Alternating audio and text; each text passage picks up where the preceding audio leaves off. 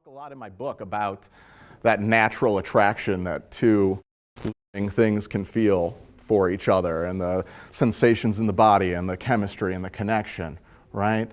But as human beings, if we were just, monkeys, right? It would just be primarily, oh, okay, I feel like my genes are a good match for your genes. We'd make healthy offspring. We're feeling this crazy dopamine, adrenaline thing. Let's go to it, right? But human beings are more complicated than that because we've got these things. We've got our brains also getting involved and also influencing these feelings and influencing this phenomenon. And it does so in two major ways. Our brain really gets involved in this process in two major ways. One, past triggers. Past triggers.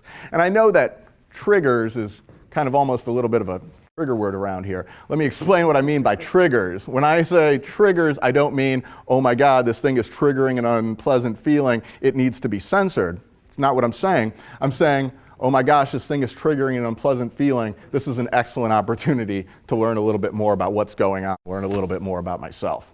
So that's what I'm talking about here. The thing is, though, certain people will trigger some emotions from our past, right? Maybe it was that girl, the first girl you had a crush on, like back in elementary school, that you completely forgot, but she wears her hair the way that she wore her hair, right? Maybe there's a sense of humor that reminds you of your best friend back in middle school.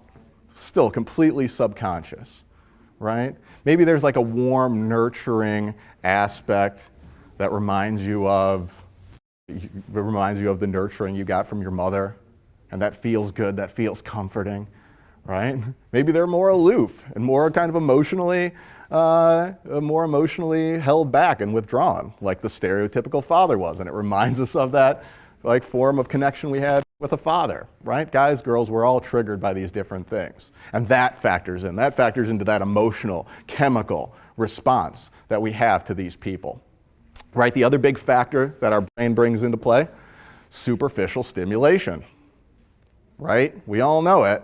You could be standing next to this woman, and she could just be an awful person, and every single signal in your body is screaming, get away from this person, I don't like her, right? She's not nice. She's not a nice person. I don't feel comfortable around her. But she's really hot though, so, right? Superficial stimulation, right? For guys, it's usually, well, man, she's hot.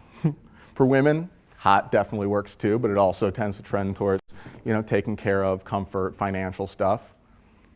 These things are issues we're going to talk about really quick, but when the more these two things come into play, the more these human parts of our brain come into play and influence us, right? The more the negatives start to pop up in this falling in love. Once again, I know the name of my speech is Falling in Love Sucks, but it's fun. It's a really enjoyable experience, and it can be a very positive, growth-oriented, enjoyable experience. But the more our brains get in the way and the more we start doing these other things, the more these sabotaging, negative, unhealthy, toxic patterns start emerging. And it can be one of the most destructive, hurtful, painful experiences in your life. So why does falling in love suck? Well, because the way we look at it and the way we treat it.